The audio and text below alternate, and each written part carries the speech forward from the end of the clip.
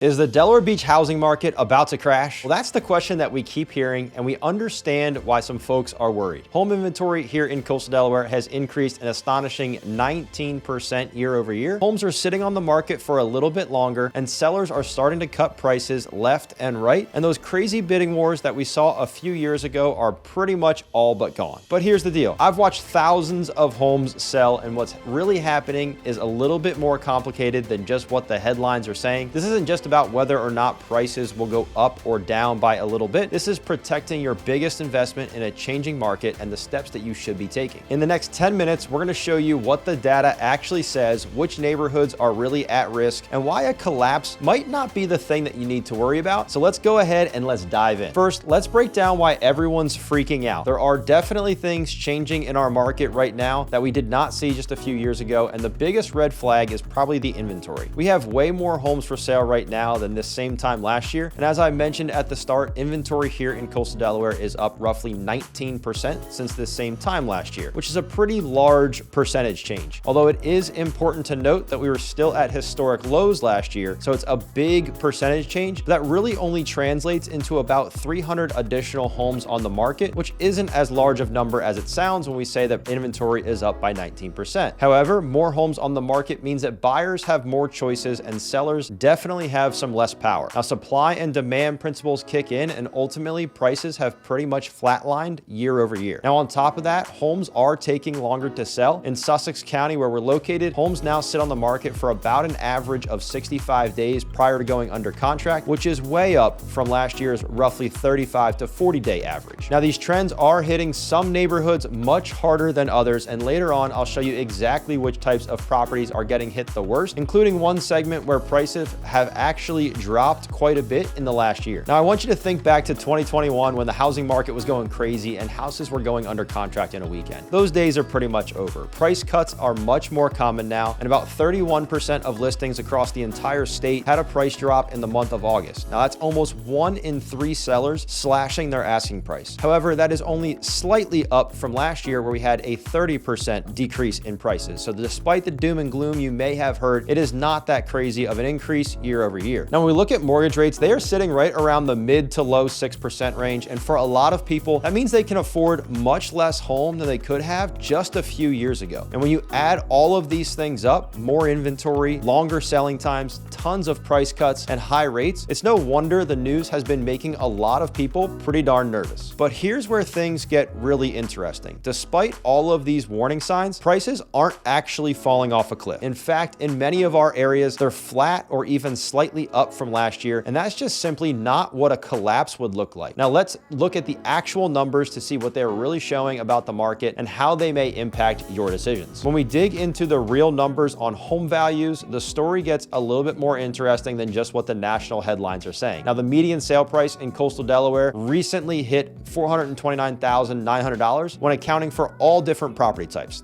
which is actually an increase from last year, but only by $900, beating last year's $429,000, meaning it really hasn't fallen off a cliff and it's actually been flat. Now, when we look at the whole state of Delaware, the median price jumped to $385,000, which is up a solid 9.3% from last year, which is a pretty significant amount. And these just aren't the numbers you'd see in a crashing market. They show prices leveling off in the coastal region, while the rest of the state is still seeing prices increase at a pretty fair amount. Now, if you're wondering what all of this means for you personally, don't worry. I'm going to cover specific strategies for both buyers and sellers a little bit later on in the video. And in fact, I'll reveal why cash buyers have a massive advantage right now and how finance buyers can still compete despite these higher interest rates that we've seen. Now, it's important to note that Coastal Delaware isn't just one big market. It's a bunch of different towns, all with their own patterns and different real estate markets and everything else. And we really need to look town by town to figure out what's actually going on. And depending on where you're looking, it could change. Now, when we take Rehoboth Beach, for instance, it saw home values dip very slightly, down about 0.5% from last year, according to Zillow. But other spots like Lewes are still showing gains, though those numbers come from a smaller sample size of homes because less homes have sold there. So take that with a little bit of a grain of salt. Now, looking at the comparison here, it's important to note that real estate is always going to be hyper local. And even within the same town or same zip code, we can see drastically different things from one neighborhood to the next or from one side of town to another. So it always is important to look at exactly your specific situation. Now, the market has definitely shifted. Realtor.com labels Rehoboth as a buyer's market right now, which is a complete complete flip from the extreme seller's market we saw in 2021. Now, buyers definitely have more power than they've had in years. However, I want to be super clear that while it may be a buyer's market, it is ever so slightly tipped in the buyer's favor right now. That does not mean that if a property is listed at $700,000, that you can just take $150,000 off of that price and expect to get an accepted offer. It's just not that crazy just yet. We may get there one day,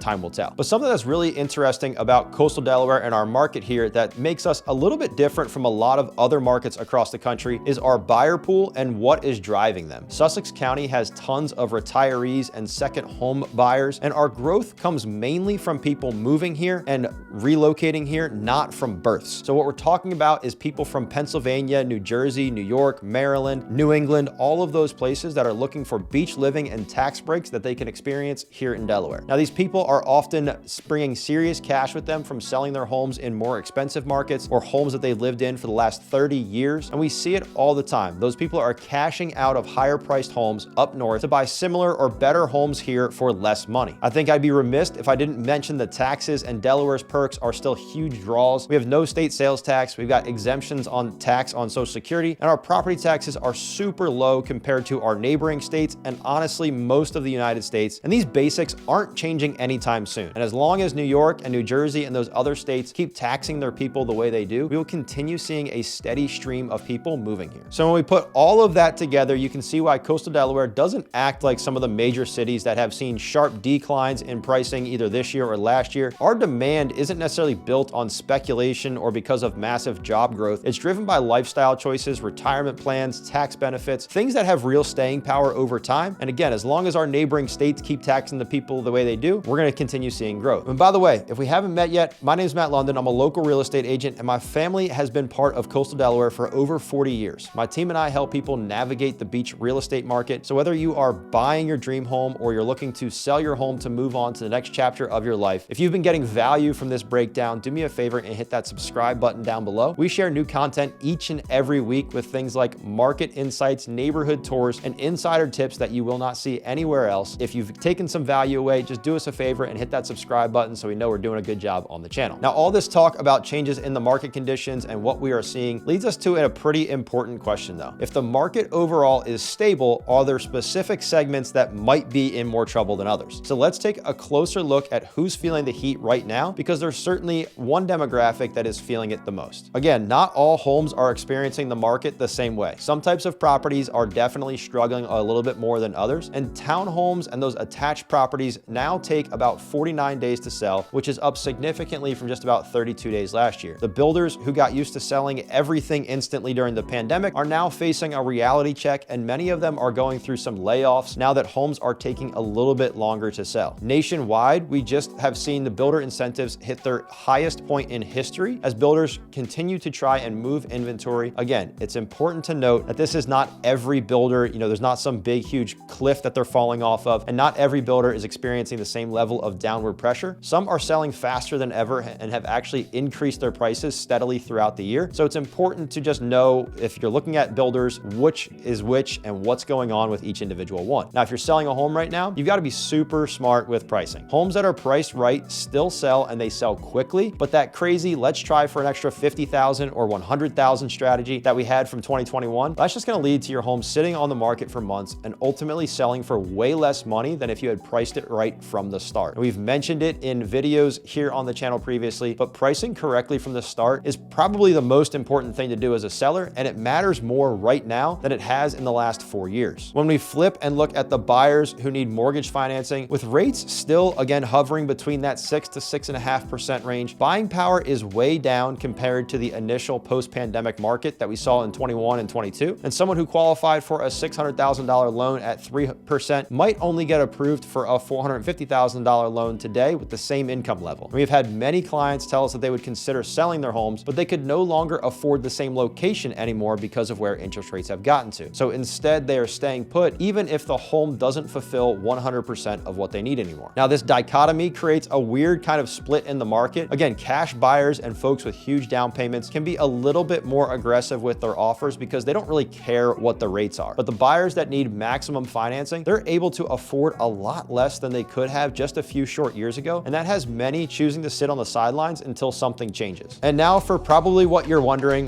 What the heck does all this even mean for the future? What is it going to mean for me? And is it just a blip, or is it the beginning of something bigger? Well, let's look at the actual factors that will shape our market over the next few years. When we look beyond the next few months, the basics for coastal Delaware actually look pretty solid. Now, despite the current slowdown that we've seen, buyer interest is picking up as we've seen interest rates trend downward. Pending sales jumped 10.4% from just last year, despite the slow start that we had to 2025. Now, that shows people still want to buy here even with those higher rates. The population trends supporting our market aren't going anywhere either. Delaware's coastal towns continue to attract retirees, pre-retirees, all of those people looking to move here from our more expensive states nearby. And again, these aren't speculative investors that are hoping for these big returns of appreciation. These are people making lifestyle and financial decisions based on where they are at in their life cycle, and in their retirement years, they're choosing coastal Delaware. As for the inventory increase that we've seen, let's put that into a little bit more perspective. Yes, again, a 20% or 19% jump sounds very scary, but remember, we're coming off of record low inventory during the pandemic, and this is more of a return to normal than some flood of desperate sellers. And across our region, that 20% increase is only a difference of about 300 to 350 homes in the market. Real estate always moves in cycles, and coastal Delaware is obviously no different than that. But what we typically see here, even during downturns, is going to be more of a plateau than a complete crash like we might see in some other markets. Now, based on all of the current data and long-term patterns, a true market collapse, where prices fall dramatically across the board on every segment, seems pretty unlikely in coastal Delaware. What's more likely is a continued adjustment with flat to slightly maybe declining prices in some segments. We may even see some segments where prices continue upward. Those segments that are high-end properties or those attached homes may see some downward turn, but the entry and mid-level homes in good condition will continue to hold their value or slightly increase because there's a lot of people that can afford those homes. Now, before we wrap up, you need to know how this affects your specific situation, whether you're buying or selling, or you're just waiting to see what happened next. So I guess the big question is, are Delaware Beach properties going to collapse this year, or what's going to happen? Well, the data says no, but that doesn't mean everyone's going to have the same exact experience. So let's just recap what we've covered throughout the video. Again, yes, inventory is up by a big percentage, roughly 19%, 20% higher than last year in the coastal areas. Now, homes are taking around 60 to 65 days to sell in Sussex County, and about 31% of listings across the state have cut their prices. Now, even with all of that, median sales prices are holding steady or even ticking up slightly across our region, despite the nationwide news reporting that prices are falling everywhere and there's all this doom and gloom. Now, the market is definitely balancing out after years of being heavily tilted in the seller's favor, but the data again points to a normalization, not a collapse. So if that's what you've been waiting for, you're going to be waiting a little bit longer. Now, our tax benefits and ongoing migration patterns will keep demand strong enough to prevent a free fall in the market, especially for the years to come, because we are growing at such a rapid rate. Now, what does all of this mean exactly for you specifically? Well, if you're a buyer right now, you've got more options and you've got more negotiating power than any time in the past probably 5 years. Now, this is especially true for luxury homes and new construction, where you might even be able to take advantage of the increased builder incentives that we mentioned earlier. And this is the time where buyers can definitely negotiate a little bit more and can get more favorable terms. But again, you still need to be reasonable. Just because things have slowed down, it does not mean that sellers are jumping just to give their home away. Now, looking at comparable sales and basing your decisions on those will be the most important and reliable tell in what you can negotiate and how much you can get off of a list price. For sellers, you absolutely must price accurately from day one. This is not necessarily a new principle, but is again more important now than it ever has been in the last 4 years. Well-priced homes, again, are still selling within a reasonable amount of time. But if you try to test the market with a higher price just to see what happens, you're gonna sit and eventually sell for less than if you had just priced it correctly from the start, because after you've been on market for a long time, buyers start to wonder what's wrong with that home. Now, presentation of your home matters way more now too than it has in the last 4 years. During the peak craziness, buyers would overlook just about anything to get into a house because it was a frenzy to buy a house. And that's just not the case anymore. Homes that show well, those that are properly prepared and have obvious issues fixed before listing, are able to get the best prices and sell faster than those that have not properly prepared themselves. Most importantly, the ones that shine online with professional photography and utilize videography are selling the fastest. And if you are planning to sell your home, while we would certainly hope that you would choose to use our team, if you decide to go with another agent instead, at least do yourself a favor and make sure they utilize professional photos for their listings. Nothing drives me crazier than seeing a beautiful home listed with cell phone photos that are taken from all sorts of weird weird angles, and it just makes the property look terrible. Now, for both buyers and sellers, understanding the specific neighborhood and price point you're dealing with is absolutely crucial. As we've seen, not all parts of the market are behaving the same way. Certain segments are experiencing different things than other segments, and working with someone who actually knows Coastal Delaware's different communities can make a very large difference in what you pay for a home or what you can sell your home for. Now, if you're thinking about buying or selling your home here at the Delaware Beaches, my team and I would love to be your real estate resource of choice. All of our contact information is going to be down below in the description. Don't hesitate to reach out if we can help with your real estate needs or even just answer some questions about the area. And look, this current market slowdown does not change the long-term appeal of Coastal Delaware. If you want to learn more about that, check out the other video that we have linked right up top here for more information on Coastal Delaware. Thanks for watching, and I hope to see you guys on the next one.